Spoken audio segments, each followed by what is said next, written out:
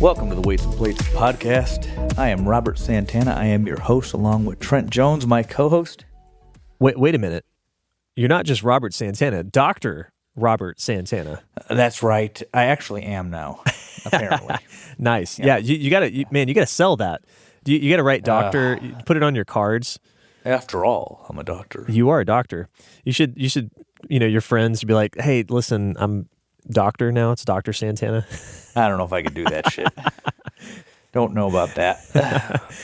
Well, what's going on, man? How you doing? I'm good. I think I'm congested. Well, that makes two of us. Yeah, my right ear's blocked. That's new. Just had the new year. So, getting a little bit busier again. Typically slows down at the end of the year. Now it's starting to pick up again. During COVID there, just seemed like it was busy all the time. So kind of going back to that old cycle. Yeah, the mad January rush. See, that's the interesting thing. We're not personal trainers, although I don't mind it if people call me a personal trainer. It's fine. But we're not really personal trainers like the guy at the Gold's Gym. So we don't really have the crazy January rush on, what was it, the January 2nd this year, like the bro gyms do. But I'm still usually pretty busy in January though. I get lots of one-on-ones and startups happening.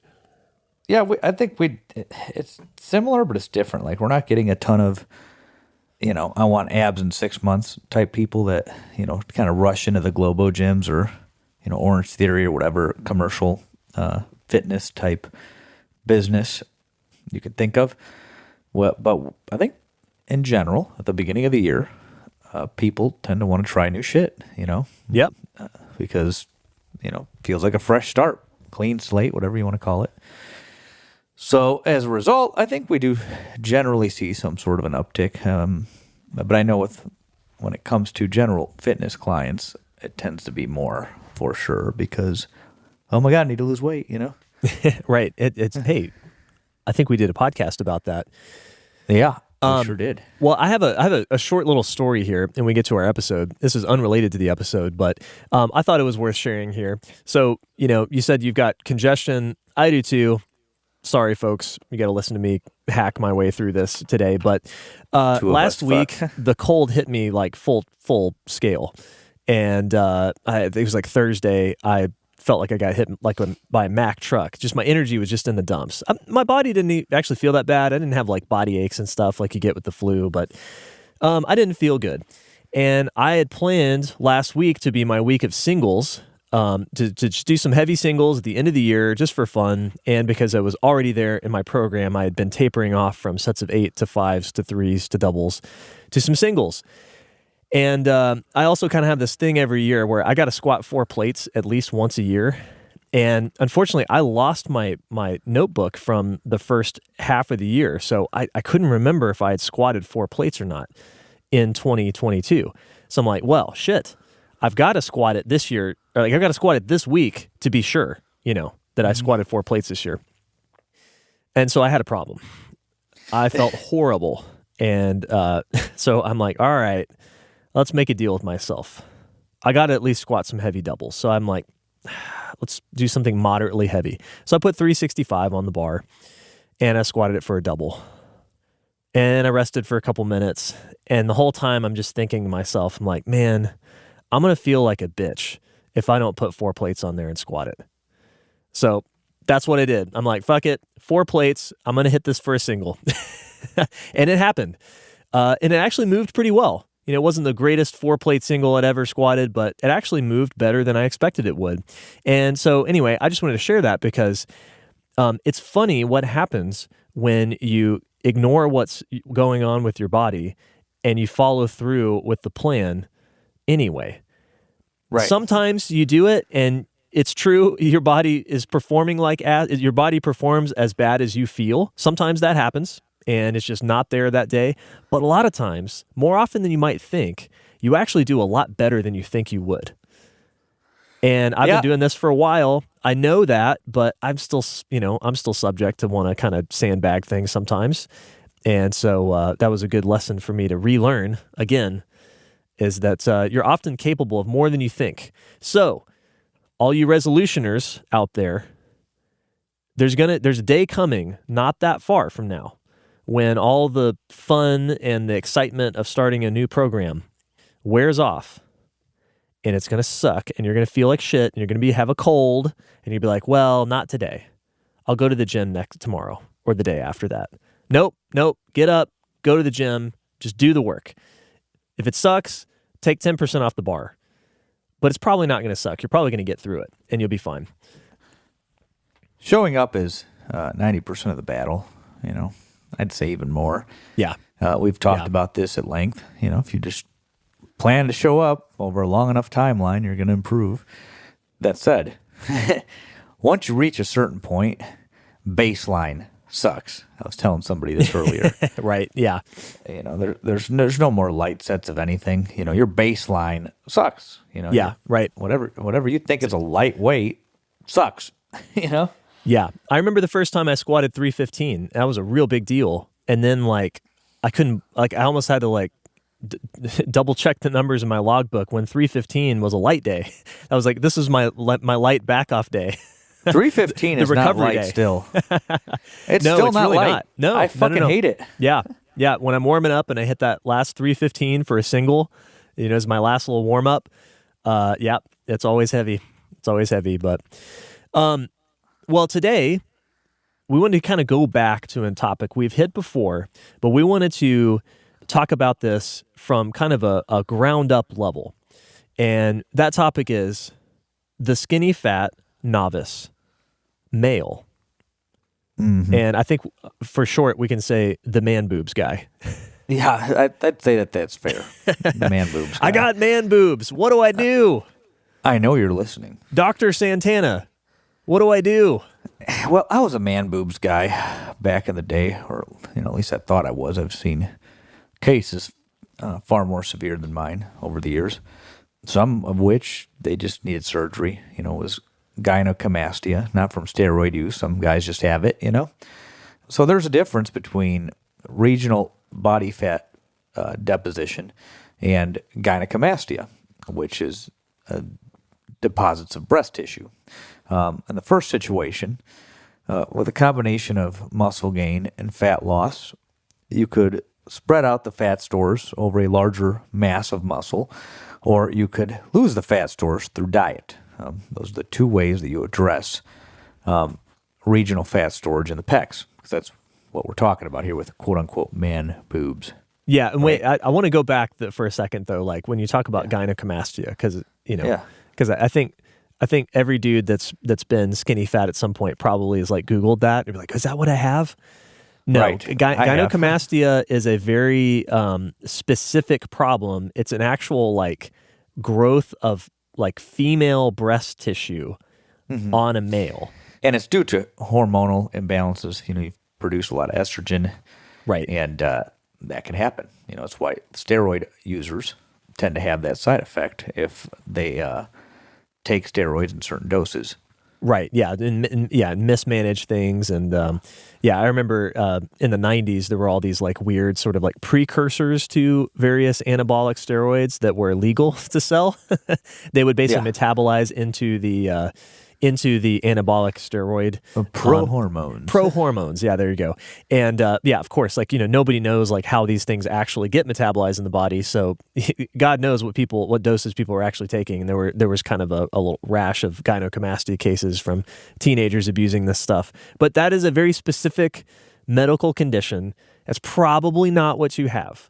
It does happen. Some people, develop this, but it's probably not the case. And that's not what we're talking about. Yeah, oftentimes it's lack of muscle mass and excess body fat, or a combination of the two. Right. And some guys are more predisposed to put on body fat in that area than others, right? Absolutely. Yeah, absolutely. Genetic predisposition to put it on the chest and the spare tire. Do you notice that kind of goes in hand, guys that are genetically predispositioned to put on love handles and fat around the waist are also putting it on the chest? Yeah, I've seen that. The common male fat storage pattern is just a big belly with not a whole lot of fat elsewhere. That's probably the most common male fat storage pattern. Yeah. But then you get the skinny fat guy with, the spare tire and the man boobs, quote unquote. Okay. Then you get some guys that are pear-shaped. They just put in their lower body. It's very odd. I've seen it, though. Yeah, It sure. exists, Yeah, absolutely. which is the most common female fat storage pattern. But, you see both. When we refer to these as male, female, we're talking about the most common, right? What's in the middle of the bell curve. Yeah. But certainly you see the opposing pattern in the opposite sex. So let's talk about what does skinny fat mean? Let's kind of underline that point because we've talked about it a lot, and I think a lot of people have an idea of what they think it means. But let's kind of put some kind of boundaries around that. Sure. This is one of those situations where I like to use body mass index to define what this means because it's an objective measure and it applies in this situation. Body mass index tends to be bullshit when you deal with a naturally muscular person or someone who's gained muscle through training. That's usually the skinny fat person is usually not in that category. Skinny fat person is untrained or undertrained in most cases. So Let's get to definitions here. For those of you who haven't been up and up on your BMI in a while, let's go through the ranges. So less than 18.5 is considered underweight. 18.5 kilograms per meter squared, by the way. And this is a measure of density per height. So they look at your weight in relation to height. And the higher the number, the more you're assumed to be storing more body fat. And the lower the number, the quote-unquote skinnier you are, the less body fat, the less muscle mass you tend to have. It's kind of funny. So as I'm explaining this, I haven't had a defined BMI in a while. BMI is body mass index. But as I'm saying this, it's making me realize when you have a low BMI, the assumption is you have no muscle. But when you have a high BMI, the assumption is that fat is driving that. That it's all fat, right? Yeah, that it's all fat. It's all fat if your BMI is high. It's no muscle if your BMI is low. Which, to be fair, if you're looking at so you can only lose muscle according to BMI. Yeah, right. it's a nihilistic calculation. Yeah, well, to be fair, if you're looking at the population at large, especially in the Western world, that's probably an accurate assessment that the people who are high BMI are obese. I always thought it was funny. So I'm 5'8", and when I hit 200 pounds body weight, which is the proper minimum body weight for a male, according to Mark Ripito, I also hit a 30 BMI. That's the 200 pounds is the point at which my BMI went up to 30.4, according to the calculator, which is BMI of 30 and above is considered obese. So that was a point of pride when I first hit 200 pounds that I became obese. I'm still not fucking now obese. I'm not obese anymore. I think I'm like at 28 point something. So I'm only overweight according to the Same here. I'm BMI. like 26 or 27. It's ridiculous, but it's a measure of. It's supposed to be some sort of proxy for body composition. With the higher the number, the assumption is your body fat is high. With the lower the number, the assumption is that your body fat and body weight, because usually when you're looking at the lower numbers, they don't really care if it's low body fat. They're more concerned about muscle mass when you go to the lower extreme. But or just overall body weight, because the underweight person is at higher risk than the overweight person in some ways, because let's say you get an infection, the overweight obese person is more likely to survive it, because typically when you get an infection, you lose a ton of weight. Right. Your body starts eating itself. If you don't have a whole lot to lose, that malnutrition can kill you pretty easy. Absolutely. But I'm getting off on a tangent here. So when I look at BMI, I view it as weight per height. You could, one could argue that, well, it could be measuring density, but you could be fat, so you're not going to be very dense, right? So that's the problem with that. But it's when I'm defining what a skinny fat person is, I look at their BMI. So let's say that you have a BMI that is, let's call it normal weight. Usually you don't see this with underweight, although I have seen this with underweight, believe it or not. But you might have a person with a BMI, a body mass index, of 20 to 24.9, right? So it's actually it's like 18.6 to 24.9. But once you start getting under 20, you're pretty thin, in most cases. Right. But let's just say, for the sake of illustration, 20 to 24.9, right? So that might be a guy who's 5'9", 155 pounds, right? Right. Yep. That's a normal BMI for a guy who's 5'9". And never trained before, because, again, you don't see this problem with trained people. If you're 5'9", 155 and trained, you probably haven't trained. Or you're very, very dense and one of these, really lean. Yes, but say you probably look like a rock climber if you're actually trained exactly. at that. If you're super 5'9", lean and like stringy and Yeah, or I'm thinking of a boxer or some sort of a fighter, wrestler or something like that. You're a lightweight athlete, if you're 5'9", 155 and trained, but I'm talking about the sedentary 5'9", 155, not very lean and not muscular at all.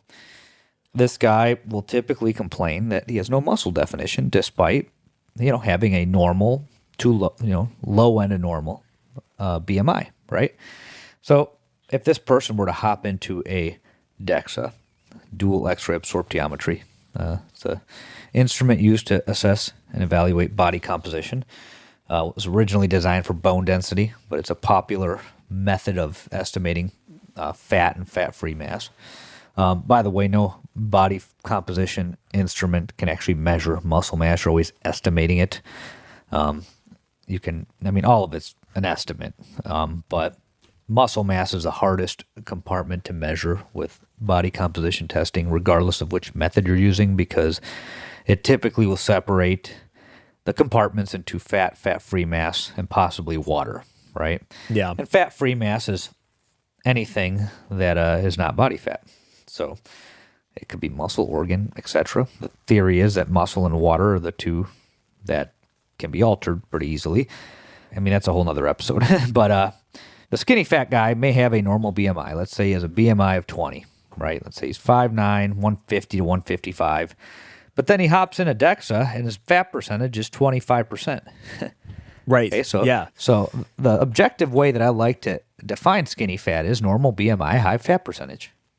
Yeah. So would you say that like over 20% is kind of the range of like that's what makes you skinny fat? If you're like over about 20% or is it more like 25%? A lot of this varies depending on regional distribution patterns. But, sure. In general, an untrained normal BMI guy with 20+% body fat isn't going to be defined. Typically, the guys who are defined at 20% body fat are very dense, they're heavy big. They're big dudes. people, sure. Dr. Israel. He's 240 right now, and he's vascular. He has large muscle bellies, but he says he's 20% body fat. Wow. Yeah, I would never guess that, but there you go. Right, it's extremely muscular. Exactly. If you look at him, you could see muscle definition all around, but that's because he's 5'5" and he's 240 pounds. Right. Think about that for a second. At 20% body fat, that's 48 pounds, like a little under 50 pounds of fat on that 240-pound body. That means that he has like 190, 200 pounds of muscle on a 5'5" 5'5" body. frame. That's crazy. Yeah, that's that's a lot of lean mass. Yeah. So that seems to ring true. When I coached at in a starting strength affiliate gym, I coached there for about 3 years, and we had just regular body fat calipers, and I would use I always think it was funny. They call it the Jackson Pollock 3-site test. There's a bunch of different sites you can measure. We would do a basic 3-site test. We would measure for males. We'd measure at the chest, a pinch at the navel, near the navel, and on the thigh. And these are much less accurate than a DEXA scan, of course, right? And there's a lot of variation that can happen just in the way that you measure. So it's very finger to the wind, but that was kind of my experience. Is a lot of the guys that came in I would call them skinny fat. Some guys had more of kind of a dad bod, which we can talk about as an analog to this, but that was kind of my experience. Same concept. I'd say the dad bod is like guys that are maybe a little bit heavier. They're not what we would call fat, certainly not obese, but they're definitely bigger than the skinny fat person. Like they look kind of chubby in a t-shirt. That's my opinion. Their BMI is probably overweight, possibly obese. Right, but they don't they don't look like fat. But anyway, same kind of deal though. It's like a lot of guys would come in that were skinny fat, and I'd say on average I would caliper them about 25 to 28, 30% body fat. And again, that's a very inaccurate test, but sort of ballpark, it makes sense. Like they were definitely over 20. That was for sure. Yeah, I doubt the DEXA is going to be half of that, you know? Yeah, right. Exactly. So yeah, that rings true. So, okay. So we got a guy who's of quote unquote normal BMI. Well, it is normal BMI, quote unquote normal body weight is what most people would consider that on the scale, but high body fat percentage. That's right. Okay. Yeah, and what do these people normally look like? Low definition, real smooth looking? Pretty much. So a lot of this is related to where you distribute body fat. So you could be skinny fat and have a large gut, and you see this with drunks, Yeah, true. And I'm not talking about ascites. That's a different situation. Ascites is a liver condition that gives you a more distended belly, and typically heavy alcoholics will have that if they are older and have been doing it a long time. But I've seen guys. I always think of like job sites, construction workers. You'll see the real skinny guys with the belly, because they work like they work all day and drink and and eat shit, poor diets. And I'm not picking on construction workers. A lot of day laborers tend to have this frame. Or if you just go into a dive bar, you'll see guys like that walking around.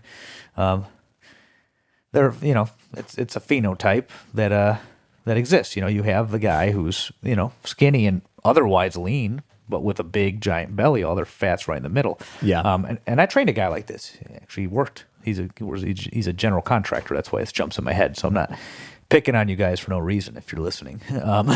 He came into my gym and he actually gained 40 pounds and his gut got smaller. Yeah. Okay. Yeah. Interesting. But he was skinny. What would I say he was? He was. We got to come up with a name for these guys. So we got. Man, I used to have a word for it. I forgot what I said to him when he came in, but he was skinny with a gut. The skinny gut. Yeah, the skinny gut. Yeah. I know what you're talking about, though. Yeah. Right. Yeah. Like you look at these guys and like if they're in like a pair of short shorts, they've probably got some definition in their legs. Like you can see some striation. Veiny calves. Veiny calves. Maybe even on their arms, you can see a little bit of separation between the bicep and the deltoid. Yep. Yeah. But they have the pot belly. Yeah, for sure. I see a lot of guys that sort of look normal. I think about this. This is a big thing. They look normal in a t-shirt. Like you just be like, oh, that's just a normal looking dude. Not skinny, not big for sure, not muscular, but they just sort of look average. But then when they take the t-shirt off, there's very little definition. They look very smooth in the chest and the stomach, smooth arms. You don't see any definition in the shoulders at all. No traps. They tend to be like very flat across the shoulders. And so why do we bring all this up? Like, what's the point of knowing this? Well, if that's you, right? If you're starting from this position of being skinny fat, then one of the things that I think is the most underrated part of body composition is the effect of the look of muscle mass on your frame. And you've talked about it already on this show, and you've talked about it many times before, is that by simply adding a bunch of muscle mass to your frame, even if your body fat percentage did not change whatsoever, right? Which it'll go down. But even if it didn't, and you just put a bunch of muscle on your frame, this kind of guy is going to look more athletic. He's going to look more masculine because he's going to get some shape to the body. Like his traps are going to like slope upwards towards his, towards the head. He's going to have more of a V shape when he's wearing a t-shirt. The chest is going to stick out more. He's going to get more bulge in the muscle bellies. And again, like maybe not that much definition, but certainly the shape. He's going to look better in clothes. Is going to look way better. Yeah. Yeah. So that's a point our good friend Uncle Rip made a long time ago. Pretty sure he was making fun of me, but he said a guy who's 165 and trains looks no different than a guy who's 165 and doesn't train. Yeah, that's kind of a separate topic. But because that he followed that up with was because we spend 90% of our day wearing clothes, you Right. know? So unless you're walking around outside naked, nobody's going to know that you're either skinny fat or that you have abs, you know? Right. Yeah. Unless, you're wearing super tight clothes, but Unless you're the liver king and you yeah. you never put a shirt on. Yeah, I just never put it on. So there's that little clickbait drop. Yeah, So right. You got to slip that in there somewhere awkwardly. But so I want to kind of go back to my phenotype so we know who we're talking to here. So the first guy is first skinny fat guy just has a gut. Yeah. He's skinny, he's fat, but he's otherwise defined except in the midsection, and that's one guy. The second guy has what I call an even fat distribution. And that was me. Yeah. When I was younger, I stored fat everywhere. I still do. And, I'll come back to that. Except my calves. My calves stay lean even when I'm fat. That's about it, But other than that, I know arm, forearm, back, pec, stomach, Now I keep my quads and my hamstrings even when I'm fatter because of all the squatting and deadlifting, obviously. Yeah. But I will store fat across my entire body. And it's deceptive because I remember Rip, when I first met him 10 years ago, I was about $190, and he didn't believe that I weighed that because I spread the fat out everywhere. I still looked generally like I was on the smaller side, Right. And remember, you're wearing clothes 90% of the time. So in clothing, I didn't look like I was close to 200 pounds because I stored fat everywhere. So typically the skinny fat guy that comes to me and calls himself skinny fat has an even fat distribution, a normal BMI, and a high fat percentage. So this person might be 5'9", 155 pounds, and has body fat pretty much everywhere with no visible definition. And, there's a third guy, and this is the guy the skinny fat guy hates and tries to compare himself to. That's the skinny lean guy. We all hate this motherfucker. This guy is probably 5'9", 155 pounds, and 9% body fat. Right. He's still not in any better health than the skinny fat guy, by the way. Right. He just has eight pack abs, Yeah. They both have a BMI of 20. They're thin guys, but one guy has 8-pack abs. The other guy, might need a bra, Yeah, right. Yeah. So this was totally like my one of my good friends growing up. He was like that, just like skinny, super lean, like just like muscles everywhere.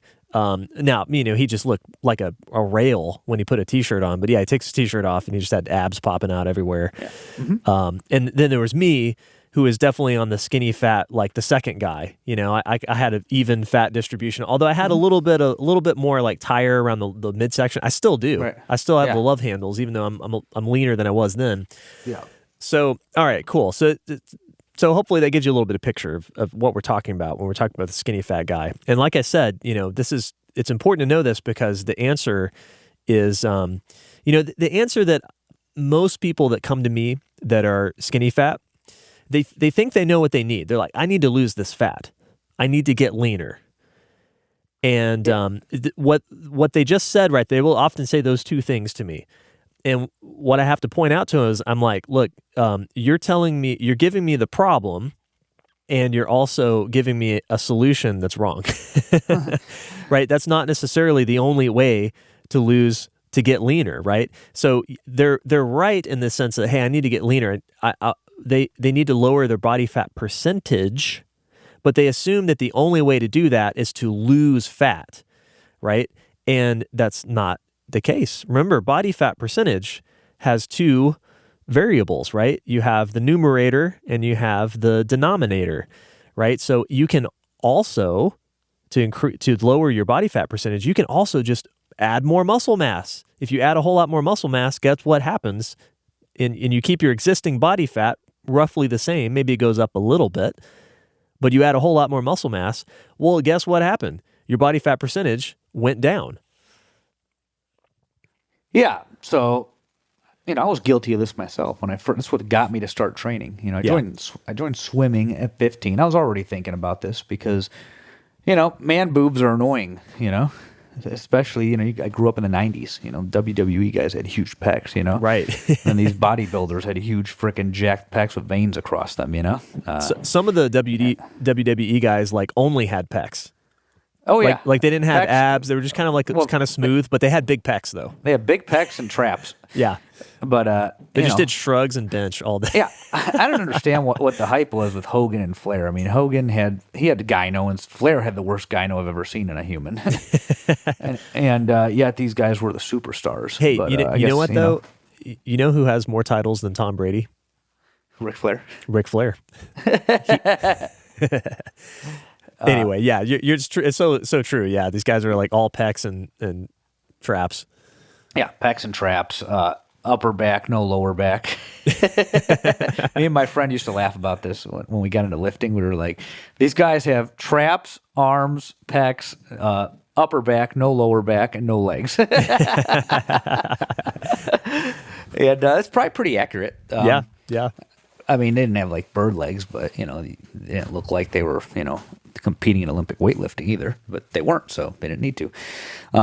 These guys were super athletes. First of all, they're the degenerates that couldn't behave themselves in professional sports, but still had all the physical characteristics necessary. Oh yeah, right.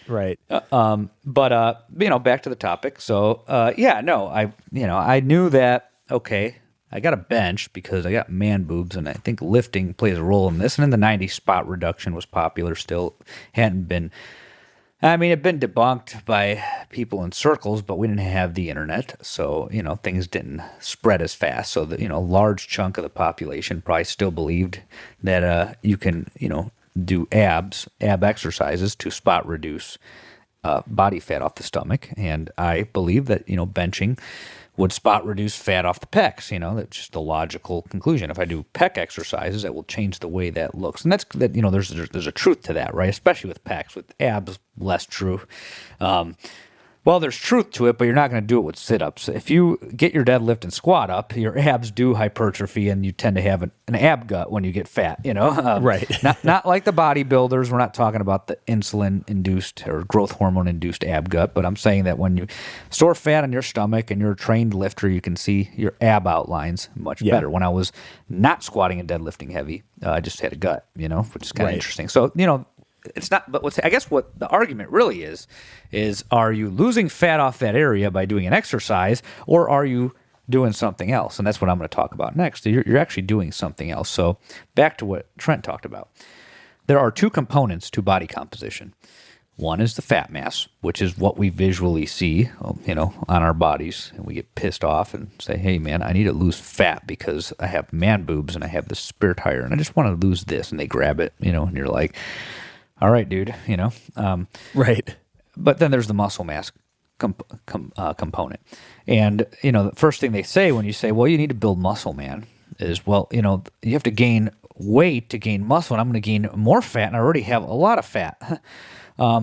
Yes, you need to gain body weight typically. If you're a normal BMI person who's never trained, normal BMI male, we're talking about males today, so normal BMI male who's not trained before, yes, you're going to gain weight, but your body's going to change the way it looks too. And that is because when you put on muscle mass, you spread the body fat out over that surface. So if you have a small pec with a couple layers of fat on it, and then you make that pec larger, those layers of fat have to go somewhere, right? You're not burning them. You're not getting rid of fat by enlarging the pec. But that pec stretches all that stuff out. It spreads over a larger surface, and you look more muscular and less fat. And this does happen with additional weight gain. I know this seems foreign to some of the guys that are on this boat, but it does happen. It happened for me, and it was funny. The whole man boob thing. It used to bother me. And like I said, I'm not the worst case. Is what I've realized as I've gotten older. But when I swimming itself worked the pecs. When you're rotating the shoulders, you're engaging your pecs when you're swimming. That's why our coach made us bench press, because obviously the pecs participate in the freestyle, in the butterfly, especially in the breaststroke, which was when I sucked at the most because I was weak. But nobody understood that. It's all technique, typical sport coaches. Love you, coach, but you were wrong on that.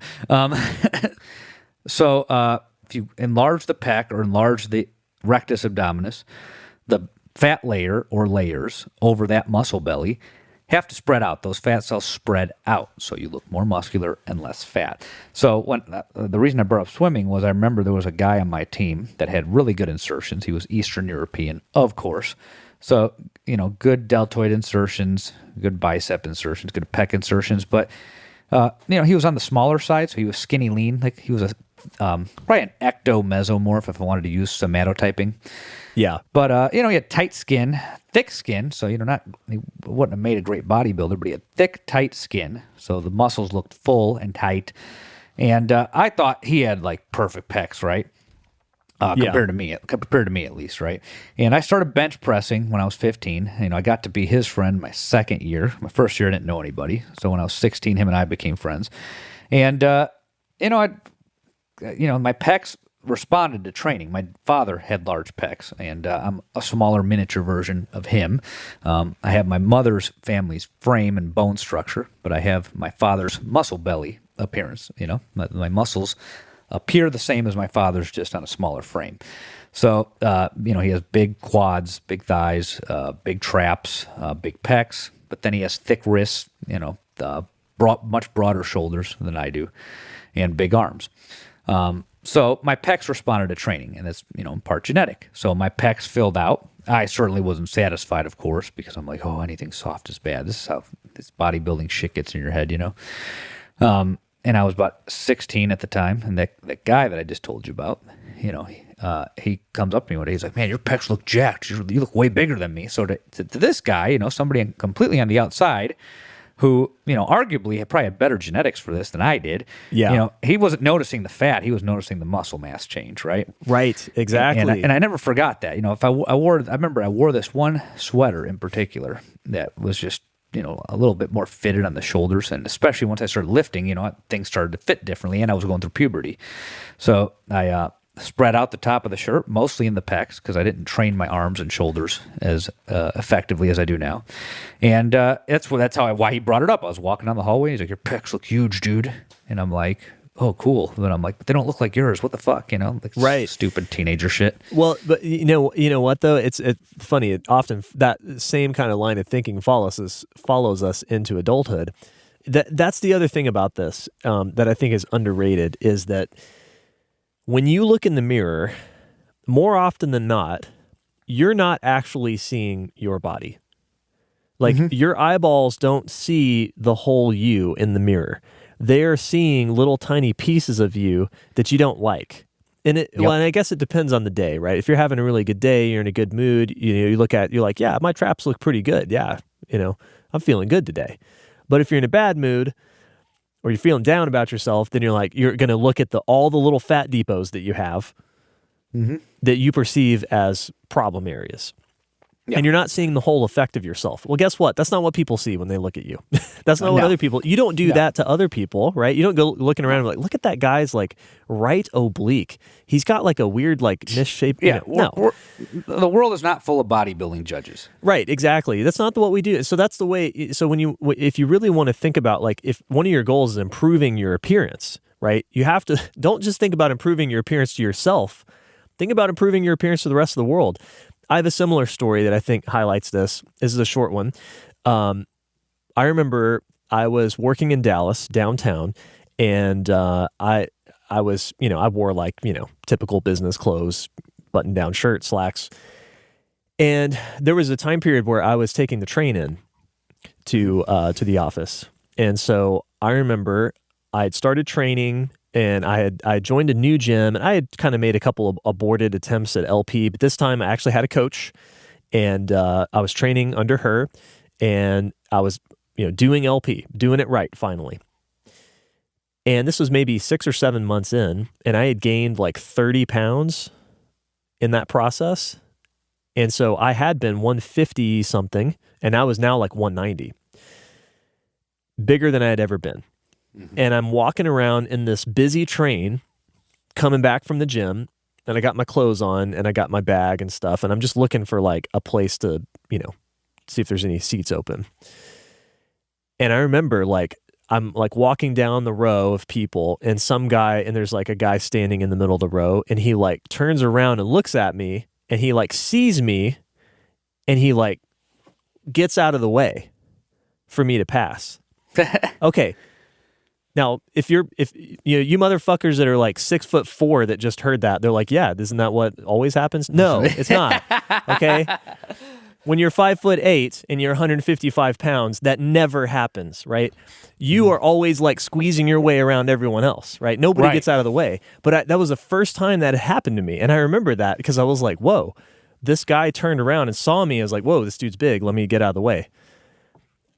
I literally had never happened to me, but it was a powerful reminder of like my physical presence improved after gaining 35 pounds. I believe that. I've experienced that when I was on the heavier side as well. It's funny you said that. These fucking assholes were 6'4". They could be 6'4", 180, and people will get out of the fucking way. Yeah, exactly. It's bullshit. It's fucking bullshit. The shit we have to, make up for. Yeah. So back to that. So I was talking about how the skinny fat guy, myself included when I went about this, can afford to gain weight. And it's going to be fine because he's undermuscled more than he's over fat. And he's going to gain muscle at the fastest rate he's ever going to gain it in his life. Right. And the muscle will outpace the fat. It will, as long as you're getting stronger and you're eating right. A lot of the time, these guys are afraid to eat because they don't want to get more skinny fat. They envision their man boobs getting bigger, their spare tire getting bigger. And what in fact ends up happening is everything fills out.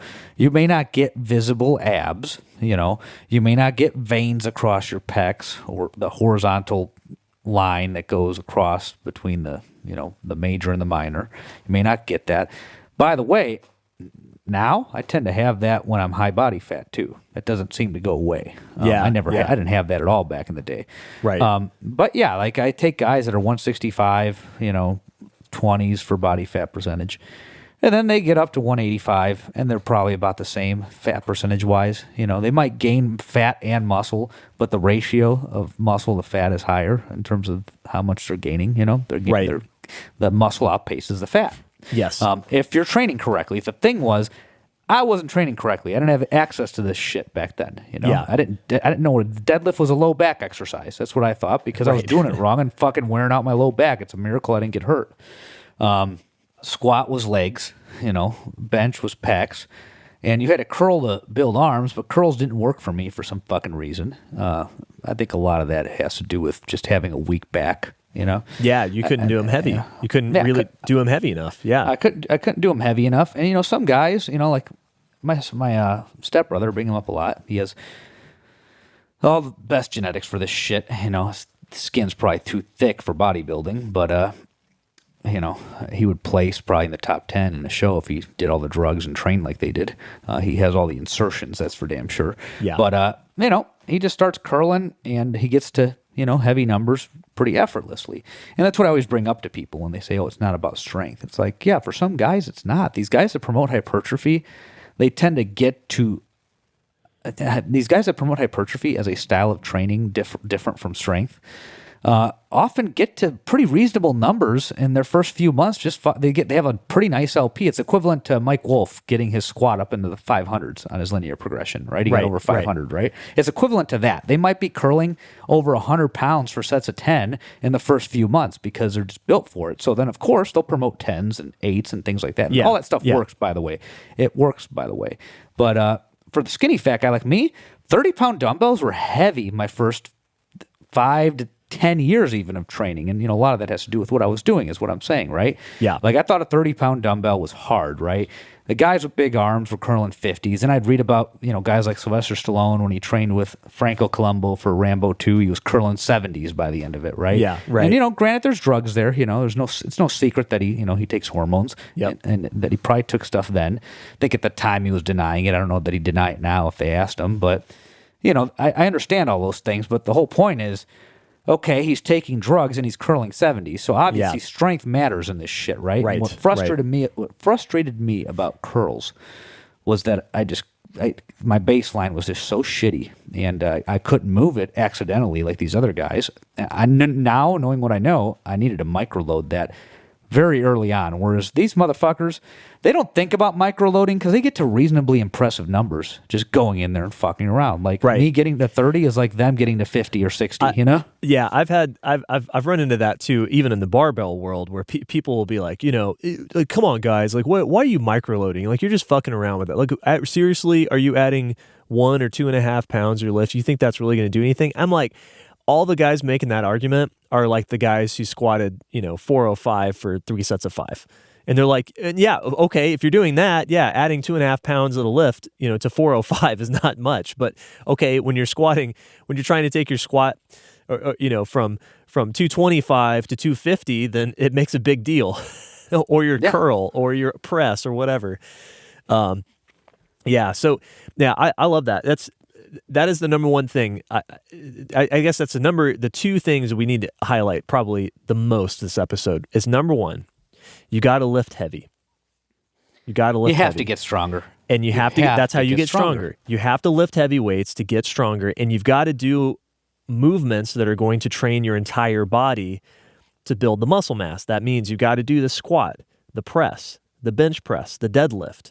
These are the movements in starting strength we've identified as training the most muscle mass possible. It's the biggest bang for your buck you're going to get, and you've got to get those up heavy. So for a lot of guys, this is like, you've got to get that squat from 185, 225, wherever it is that you had gotten it in the past, if you've trained before, or if you haven't trained, you've got to take that to 315, right? You've got to take that deadlift from 225 to 350. And you can do that. These are very, very achievable numbers in the first year or two of training for just about everybody, right? For a lot of you guys, it's going to happen way sooner than that, right? It might happen in 6 months, but for if you're pretty average or maybe even below average individual, it might take you a year to do that. That's okay, but that's what you got to do to make the body composition change. And then the second thing that you hit on earlier is that if you're going to get the weights up there, you have to eat. And this is where I see the biggest breakdown is guys will, like you said, they will do the training. They'll commit to like, yeah, I'll train heavy. And then they stall out on that 225 squat because they're not eating. They won't eat enough food to move the needle. And you have to eat through that sticking point. It makes me think about something here as we're talking about this. These guys that are well suited for bodybuilding or strength sports, they aren't limited by strength in a lot of cases. In a lot of cases, they're so fucking strong that they can't do a ton of volume with barbell lifts without hurting themselves. Sure. Yeah. They run into the same problem that you or I would run into. I've been training a long time now. I don't know where the hell my squat is. Probably somewhere in the upper 4s if I were to, peak it and max it out. I'm probably going to hit a 500 squat at some point. My deadlift is probably in the mid 5s right now, right. Based on where it was and the progress I've made. I'm probably good for somewhere between 530 and 550. And those heavy loads prohibit me from accumulating a lot of work with those movements. So I have to spread out those high intensity, grinder type sets on those movements, and I do other stuff. So when you look at the classic bodybuilder type physique person, right? They're not limited by strength. They're limited by their ability to accumulate work with those heavy types of exercises. So they do things like curls, extensions, rows, right. One arm rows, dumbbells, cables, things like that. And even then, they're limited by their ability to recover from that because they're strong at those movements too. They're not limited by strength. They're often limited by recovery and trying to manipulate those things so they can keep going. This is why a lot of them get on drugs, especially if they get competitive. Yeah, with right. That, right? Yeah. But what I want to highlight now, and I'm going to repeat this because this is very important, people. You may see a Lamar Gant out there, a small guy who's strong. Everybody loves to point that out when making this argument that it's not about strength. And if you don't know who Lamar Gant is, look him up. Impressive motherfucker. Maybe the greatest powerlifter of all time. He might be. I know a lot of people like to say that's Ed Cohn, and he's definitely in the conversation, but I think Lamar Gant might be the best. You know what's impressive about Ed Cohn? He's a pretty good coach. Yeah, he's a good coach, cool guy. Yeah, I just met him. What a great ambassador of lifting. I've never met him, but I'd love to. I just met him in Vegas, and he's just as they describe, and It was funny. We were talking. I shook his hand. He's like, "That's a firm handshake." And then he's like, "You got to work these two fingers. These are the weak ones." And I'm like, "Have you ever used grippers or something?" He's like, "No, I don't use that shit. I did fucking shrugs with no straps, 765." Anyways, we were just joking around, and then I kind of bonded with him a little bit because I'm from Chicago. He's from Chicago. I asked him where his gym was. Like, come down, text me when you're coming down. I'll meet you up there. And like, I just met him, man. You're right. And right. then he says, send him videos. He'll watch them. Then I'm like, you actually check that? He's like, I check everything, man. And so Awesome. Once I start barbell benching again, I wanted to look at it because of what got the conversation started was, and I know we're kind of going off topic here, was that I forgot. I think Angie Bryant posted something, and she doesn't post very often. So I'm like, what the hell has she been up to? She's great. She's a friend of mine. She's a fellow starting strength coach at in Maryland. I'm going to plug her gym, or Bo's gym, her husband's, Westminster Strength Conditioning up in Westminster, Maryland. Check it out if you're in that area. But I love those two. They're great. And I noticed that she posted something, and she never posts anything. So I'm like, I crept on your Instagram, Angie, if you're listening. Sorry. Anyways, and one of the first few posts was Ed Cohen, and it was from 2020. So it goes to show how little she posts, right? Yeah. And he was talking about bench press, and he was given or not bench press. He was talking about the cue to raise the sternum. And he was saying that it applies to all lifts because you're having to, basically, the Rip calls it lifting the chest, but you're having to extend your spinal erectors pretty much on every lift. You have to lift. I tell people barbell training is lifting with good posture. And that's what he was communicating with a cue, a coaching cue, raise the sternum. Then he's like, most people think about pulling the shoulder blades back and down, which you also have to do, but you have to do both. You have to raise the sternum. So I'm like, I'm going to try that on my bench. And it was night and day difference. Now I'm feeling where my leak is on the bench. And I was just talking to you before the show about this. It was I'm thinking about it. So I brought that up. At first I tagged him, when I posted something, he responded. He's like, thanks. Or I commented on that post that was 2 years old. I'm like, dude, you just fixed my bench over the internet. So I brought that up when I met him in person. He's like, yeah, man, people just don't think about it. We got into this conversation about it. He's like, send me videos. So I'm like, once I start barbell benching again, I'll send it to him. But that is an example of a phenomenal athlete who's also a pretty damn good coach. Yeah. Ed Cohn, he's a small statured guy. Not a small guy, small stature. He's what, 5'5" maybe? 5'6"? 5'5", yeah, 5'4", 5'5". And 5'5". I believe he spent most of his career competing in the 90 and 100 kilo weight classes, so 198 to 220 pounds. And I think he squatted over 1,000, right? At a body weight of like 220. 220, yeah. So almost a 5 times body weight squat. It's ridiculous. 24 something total. I mean, he's an impressive dude. Insane. He's got huge fucking hands and long arms. Which is crazy. So, he has a great deadlift, great squat, but he also benched in the mid fives. Right. But then if you look at him from the side, his torso is like this thick, dude. It's just a slab.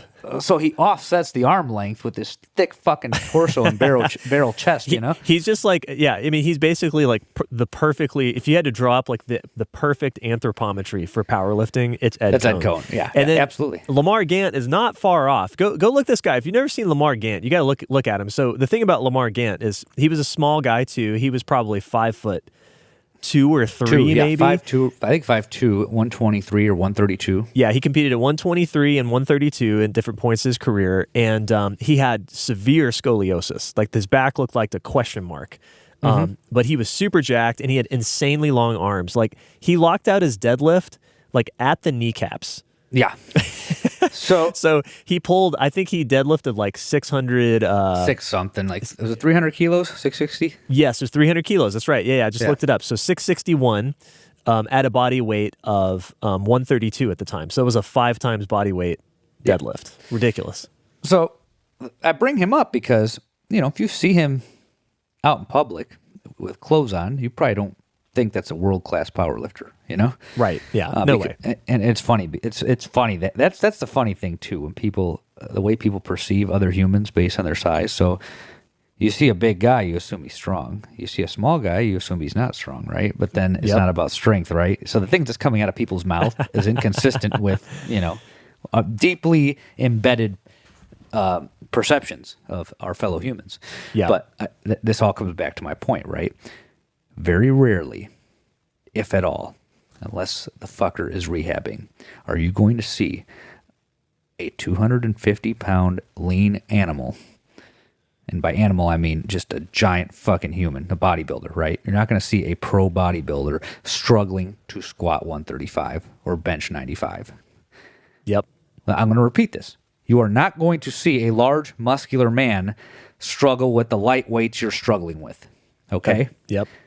And if you talk to these people and you have a conversation about this and you communicate in a way that they understand, they're going to tell you it has to get fucking heavier. It has to get heavier. So, they may sit there and say you don't have to lift heavy, but then if you start asking the right questions, they will agree with us that it has to get heavier. If you are curling 70 pounds for 10 sets of 10, at some point, you got to curl 75 pounds for 10 sets of 10, or 80 pounds, or 90, or 100, or whatever the fuck it may be.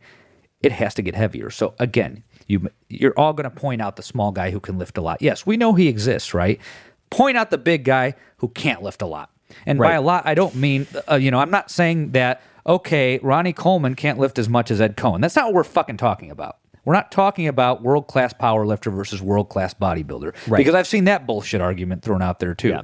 We're talking about big guys lifting unimpressive weights. You just don't see it. But you do see small guys lifting impressive weights. Yes, we acknowledge that. I remember in football, I played football in high school, and so we were in the weight room, doing not much of anything correctly, but we were there. And we were trying to move some weight, and there's a lot of ego in high school football. So of course we're all pushing hard. We at least put high effort into it, if nothing else. And I remember I was a small guy. I was 5'8", 165 pounds in football. I think I maybe got up to 170 at some point. But yeah, I was like, I remember I worked hard to squat 315. To like half squat it. I squatted it like 4 or 5 inches high. I know I did. Right. Okay, but I put 315 on the bar, which means I could actually squat like 225. That's what I could actually, squat. Some other asshole on your team's benching it. Yeah, exactly. And you know what? We had a guy who was an offensive guard. He was 6'2" probably, and he was 350, 370, somewhere in that range. Big dude. He was really fat. All right, but he was big. Okay, was he that strong or well-developed? No, he was 16. He hadn't had the training time to develop like that. He was still in puberty, right? But he was a big guy. Well, guess what? That guy put 4 plates on each side of the bar and squatted it. So this is to prove your point, right? Okay, this is not a well-developed athlete. Nobody's well-developed at 16, and he certainly wasn't a genetic phenom. He was just really big. That was really the long and the short of it. He squatted 405 for some reps, So yeah, there you go. And the big thing here is that if you're going to make that happen, just to state it again, you have to eat. You're going to have to eat a lot of protein. Protein needs to stay high the whole time. You're probably going to need to eat 200 grams of protein a day. Because again, remember, you're a novice lifter, and you need more protein to build that muscle mass than somebody who has already built the muscle, right? So 200 grams of protein is a good target for you, and that takes work to get. So you need 200 grams of protein, and you need lots of carbs too. I see a lot of guys trying to cut their carbs because they're like, well, I'll eat the protein, but I'm not going to eat the carbs because I'm afraid of getting fat. Keto. Right, yeah, because right now in the common, vernacular, carbs make you fat, right? No, they don't. We'll talk about that more on another episode. Keto. Keto, God, I can't wait to do the keto episode. I'm gonna combust over here. That'll be the next one. I'm gonna go redder than my shirt right now. The keto people are pretty much the same as the vegans in my book. The vegans. Yeah, it's true. Oh yeah, it's a cult. It's a cult, man. But yeah, so I'll see a lot of guys that they won't eat the carbs, and then they have no energy to lift. And you got to have a lot of energy on hand in order to squat and deadlift heavy. So you got to eat lots of potatoes, lots of rice, starchy vegetables, lots of meat. Just remember, these guys that you're following, they are not limited by strength, and they probably never have been other than the first month of training in many cases. They are not limited by strength. They didn't have to claw for slightly above average strength levels. They exceeded those. They had impressive strength levels right away. Right. You are limited by strength.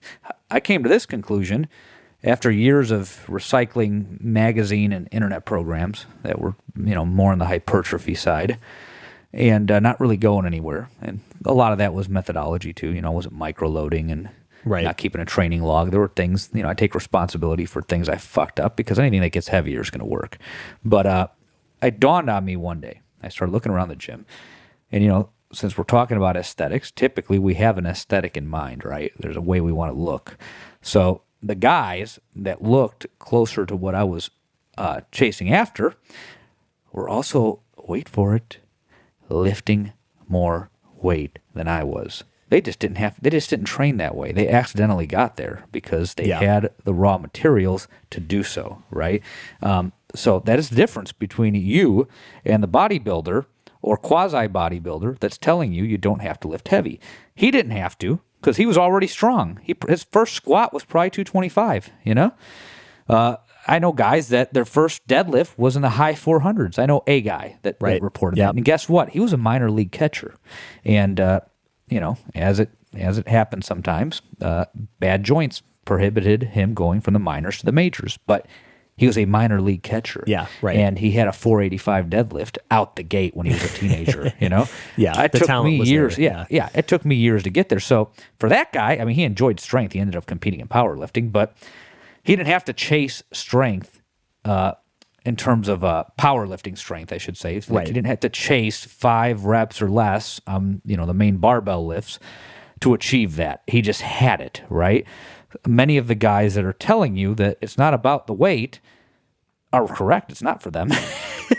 Right. I mean, it is, but it's less about that. And so let me rephrase. It's less about the weight for that person than it is for you. For you, it's very much about the weight. You got to get stronger one way or another.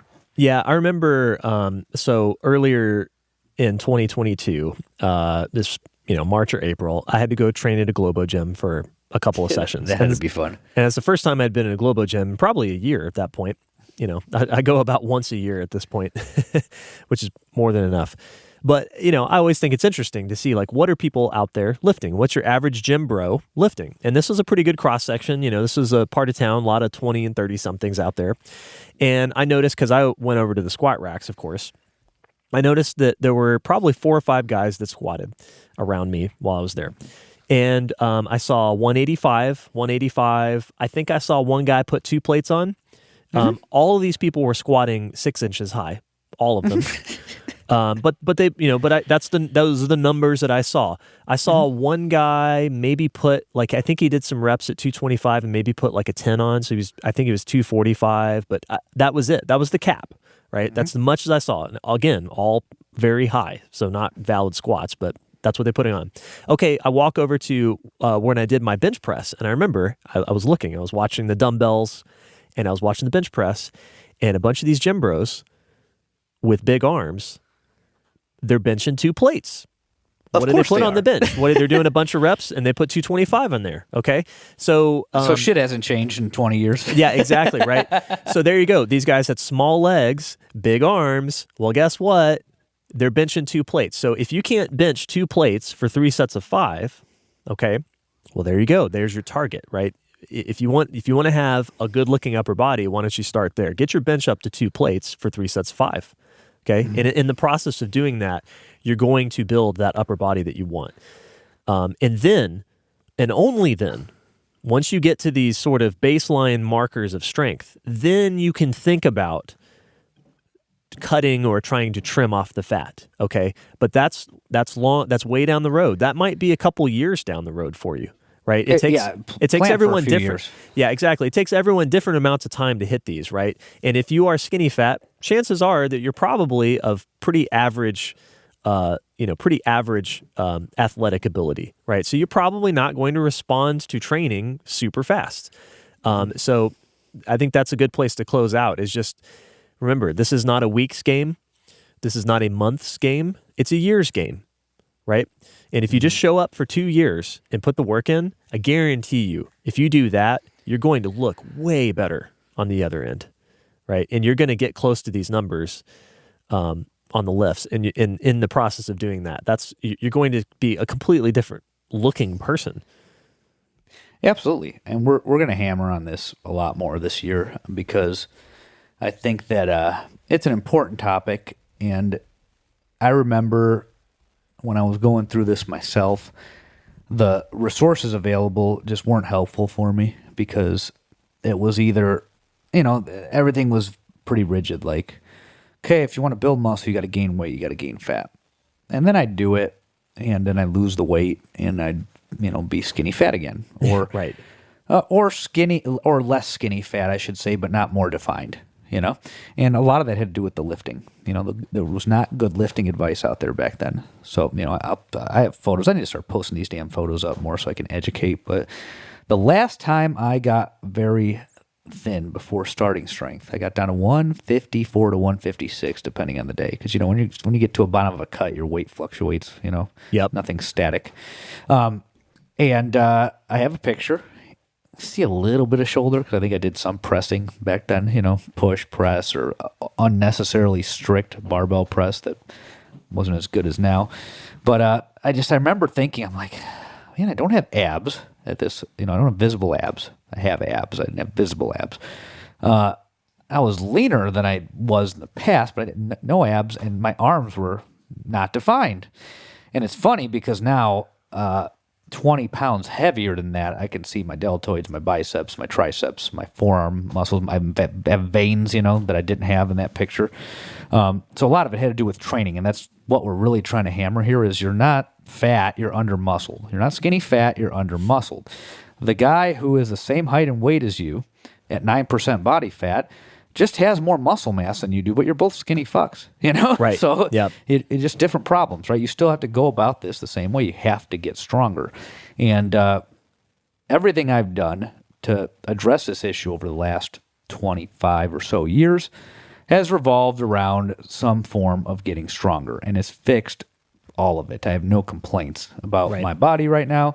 I want to keep getting bigger, obviously, because, for a skinny fat guy or guy who, this doesn't come natural to, there's never big enough, right? It just isn't. Right. You're going to bust your ass for mediocre results. So Yep. no sense in thinking you're big enough. You're not going to get to that point. Yeah.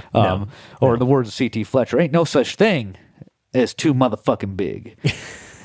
And, he was doing a video with Kali Muscle. You want to go laugh? Oh my gosh! Yes, I got to go to CT's gym. I think I'd have a blast. I met him too. He was a super nice guy too. Super nice guy. But in the video, he's like, "Ain't no such thing as too motherfucking big.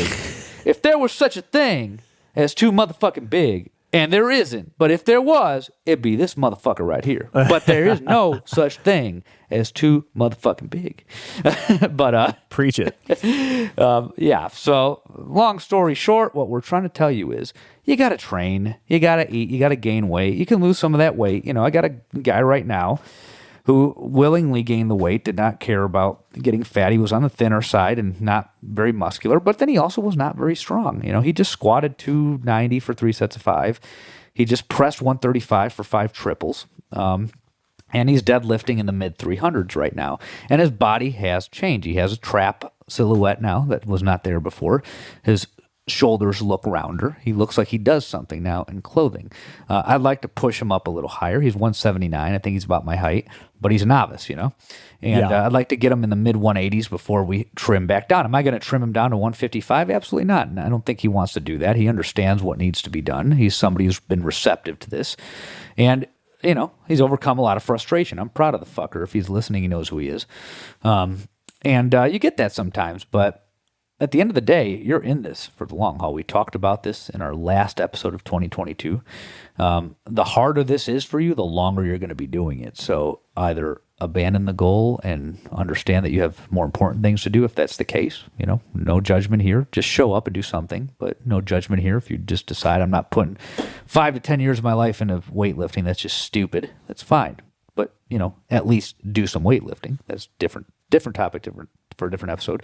Or if you are serious and you want to have the best physique possible and you want to get strong and you want to be healthy, you're looking at, probably 5 to 10 years, Yeah. But and you'll get some pretty good progress in the first 2 to 4. Yeah, right. And yeah, and most of that, the biggest changes happen really in those first couple years for sure. Mm-hmm. And then, absolutely. Like everything, it falls off and each year after that is just little incremental progress. I want to do an episode called Arms and Chest. arms and chest. Day. Day. And when I think about CT, these other topics just come up. I'm such a fan. There's a good chunk of it is bullshit, but the general theme of it is correct. You have to work your ass off and show up and put in the work, and it's not going to be easy. This shit ain't easy, Yeah. It's not. Well, I think that's a good place to leave off for now. We're going to hit this topic some more.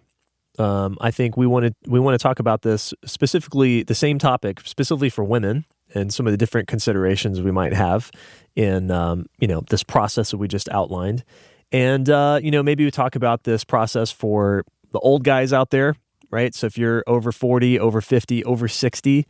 Well, old and untrained is basically skinny fat. That's baseline. That's right. Yeah, exactly. Right. There's no skinny, jacked old guys. They're just not.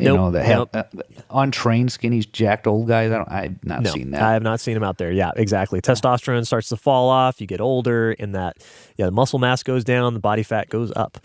So, but there might be some slightly different considerations here. But for the most part, it's pretty much the same process for these folks. But we're going to talk about that in more depth with some other populations, and then and talk a little bit more about like what your programming is going to look like. As a novice, it's pretty simple.